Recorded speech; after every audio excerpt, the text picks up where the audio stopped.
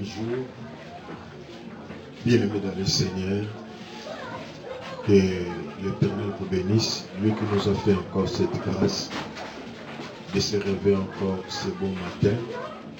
Vous savez, nous devons compter une chose, que chaque jour où Dieu a fait sa merveille dans nos vies, nous rappelle beaucoup de choses. Nous devons comprendre, nous devons connaître que tous les jours que Dieu a créés étaient vraiment tellement meilleurs. Et si il nous donne la grâce aussi de se réveiller de tel matin, de tel jour, cela prouve vraiment son amour dans nos vies. Et c'est la raison pour laquelle nous devons, dans toute occasion, de glorifier le nom du Seigneur, dans toute occasion de lui dire un grand merci. Et je nous invite, avant que nous puissions commencer notre série de ces enseignements, d'abord si nous pouvons prier. Seigneur, nous te disons un grand merci pour cette grâce que tu nous as encore fait ce matin. Je vais parmi tant d'autres personnes qui ont reçu aussi cette grâce. Et nous savons qu'il y a encore beaucoup d'entre nous qui sont morts, mais tu voulais que nous puissions avoir la vie. Et c'est la raison pour laquelle le souverain de grâce, en préambule, nous commençons d'abord par te dire un grand merci. Parce que nous croyons, il n'y a que toi. Il n'y a que toi qui nous fais ces grâces. Il n'y a que toi qui nous réveille. Il n'y a que toi qui nous donne la force. Merci le souverain pour le jour d'aujourd'hui. Merci le Dieu de grâce pour cette opportunité que tu viens encore de nous offrir. Et nous laissons maintenant ce moment entre tes mains, que ta gloire nous accompagne pour le nom du Seigneur Jésus-Christ. Amen. Merci beaucoup, bien-aimés dans le Seigneur. Et je voulais juste nous parler sur les talents. Les talents. Dieu m'a mis au cœur de partager ensemble c'est ce qui est du talent. Bien-aimés, vous savez, les talents, en principe, c'est une unité monétaire de l'ancien temps que les gens de l'antique utilisaient pour faire leurs transactions. Les talents, c'est quelque chose, il met des valeurs. Par rapport à ce que la Bible nous parle, les talents, ce sont des capacités, les talents, ce sont des valeurs. Et la Bible nous parle d'une parabole. Si nous lisons le livre de Matthieu, chapitre 25, et on commence par le verset 14, là nous allons voir une parabole très importante. Et Christ a illustré ces paraboles lorsqu'il parlait de son retour. Cela veut dire, après avoir parlé des 10 vierges, et il a directement parlé du parabole des talents. Il a dit, le royaume des cieux, bien-aimé, est semblable à un homme qui partait en voyage. Vous savez, cet homme qui est parti en voyage, c'est lui-même Christ. Parce que la Bible nous dit, il est allé nous préparer des places. Ne vous oubliez pas, lorsque nous lisons le livre de Jean chapitre 14, verset 1, si je commence par le verset 1, la Bible nous dit, quand Jésus parlait que notre cœur ne devait jamais être troublé, nous devons croire en lui ainsi qu'à son Père. Et il a dit, il devait y aller dans la maison de son Père pour nous préparer des places. Si cela n'y était pas, il n'allait pas nous dire. Il nous a dit ça parce qu'il savait qu'il y avait une place. Il a dit, il va revenir pour nous prendre, afin que là où est, que nous puissions aussi être. Et quand il parlait du talent, il voulait simplement nous dire, c'est lui qui est le maître, c'est lui qui est allé en voyage. Ça veut dire qu'il est allé dans la maison de son père pour nous préparer des places, et puis il va revenir. Et il est allé, mais il ne nous a pas laissé comme ça, il ne nous a pas laissé vide. Il nous a donné des choses, il a mis des choses en nous. Les talents, ce sont des choses que Christ a mis en nous. Il nous a mis ça Parce qu'il savait qu'on devait y avoir besoin. Mais lui-même, bien aimé, le maître de ses talents, lorsqu'il va revenir, il tiendra compte de ces talents-là. Il verra qu'est-ce que nous avions fait avec tous ces talents. Écoutez, cette parabole, parce que la parabole, en principe, c'est une situation similaire. Donc, on compare une réalité par rapport à une histoire en quelque sorte. Donc, les talents, c'est juste une situation qui va se faire de la même manière. Mais on vous explique cela d'une manière un peu cachée. Il a dit, le royaume des cieux sera semblable à un homme qui est parti en voyage. Il appela ses serviteurs. Il leur a remis tout et chacun des valeurs, des talents. Comme Christ est parti, il nous a laissé des valeurs. J'aimerais dire à quelqu'un ce matin, bien-aimé, tu as quelque chose de valeur en toi. Ton maître qui t'a appelé, ton maître qui t'a créé, lorsqu'il est allé, il ne t'a pas laissé ainsi. Christ nous a donné des choses et des valeurs. Nous, les enfants de Dieu, nous qui avons crié en nous, nous devons savoir qu'en nous, il y a des choses, des valeurs. Nous devons savoir qu'en nous, il y a des talents. Toi qui es là, tu dois savoir une chose, que ta vie n'est pas inutile. Il y a quelque chose en toi. Vous savez, quand on lit le livre des Juges dans l'Ancien Testament, vous allez remarquer qu'il y a un homme qu'on appelait Jephthé. Et cet homme-là, il grandissait ensemble avec ses frères. Mais à un certain moment, à un certain niveau, ses frères ne voulaient plus encore de lui.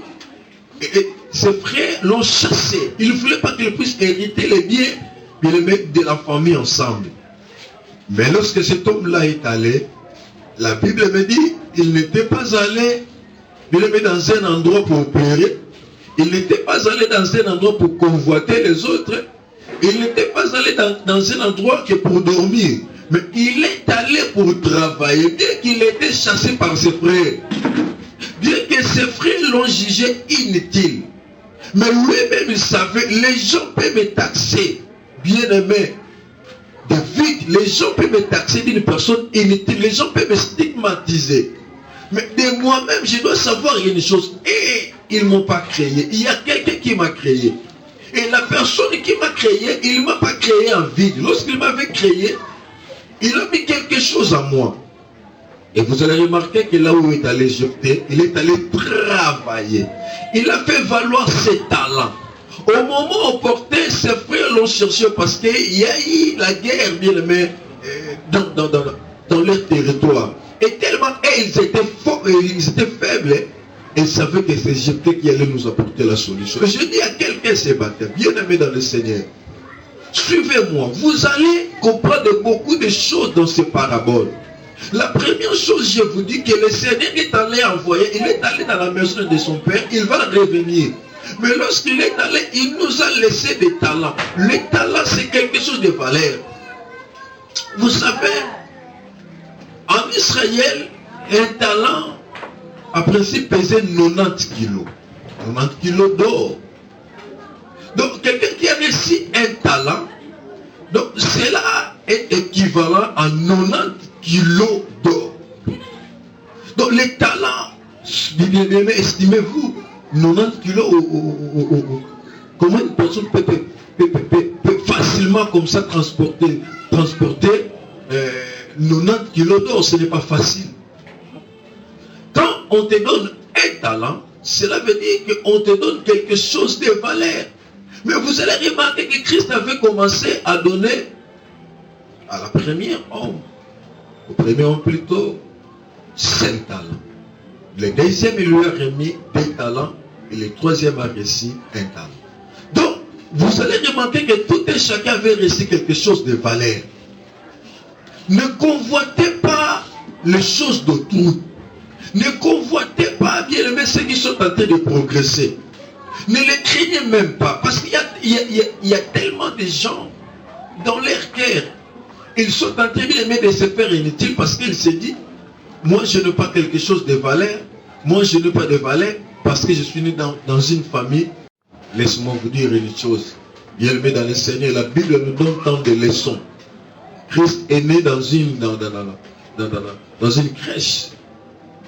Christ est né dans une bergerie. Christ est né dans une maison de brebis, un endroit de brebis.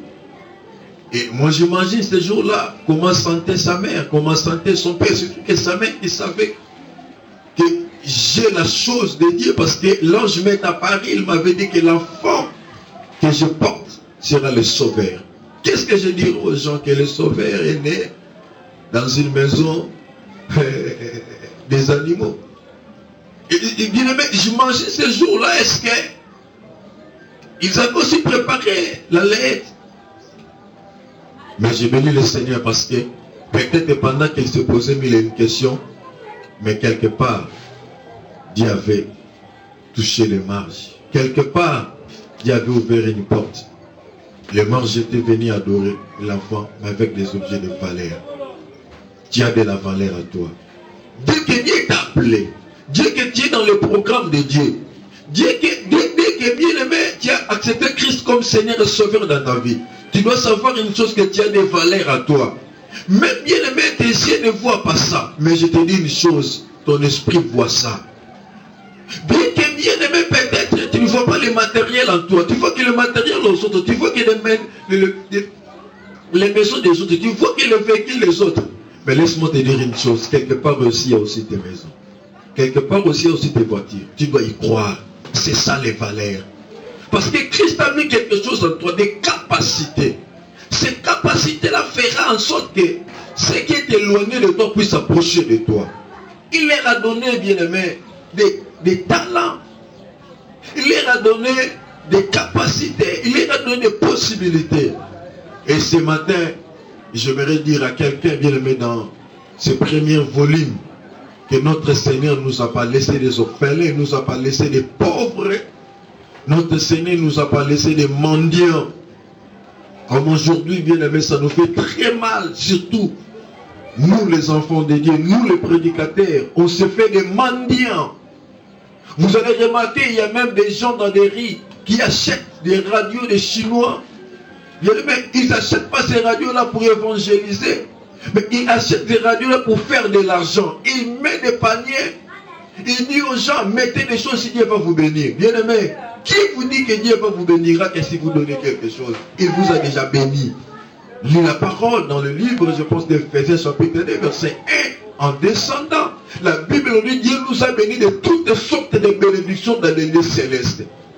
Si nous venons à l'église, si nous offrons nos offrandes, nous donnons des dîmes, ce sont en titre de la reconnaissance.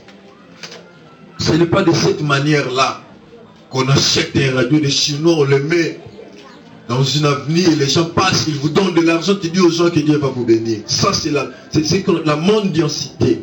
Les gens sont en train de mendier. Notre Dieu n'est pas mendiant. Je dis bien aimé aux enfants de Dieu, nous avons de la valeur en nous. Nous devons mettre ces valeurs-là, bien aimés. Nous devons mettre ces valeurs-là à la disposition des gens. Christ a dit aux disciples du livre de Matthieu chapitre 28, allez partout dans le monde, faites tout le monde mes disciples, enseignez-les tout ce que je vous ai prescrit. Nous avons l'obligation de prêcher les gens que Christ est le Seigneur. Nous avons l'obligation d'enseigner les gens, de former les gens. Nous avons l'obligation de montrer les gens le royaume de Dieu. Nous n'avons pas l'obligation de se mettre dans des rues pour demander de l'argent. Ça, bien aimé, c'est la mendicité. Nous avons des talents. L'heure est arrivée que l'Église puisse valoir ses talents. L'heure est arrivée que les enfants de Dieu puissent valoir leurs talents. Il a remis à chacun selon ses capacités. Moi, ce que Dieu m'a donné, c'est par rapport à mes capacités. Que Dieu vous bénisse. Je pense que si Dieu nous prête encore vie demain, on verra encore la volume 2 de ces enseignements, les talents. Que Dieu bénisse tout et chacun de nous. Amen.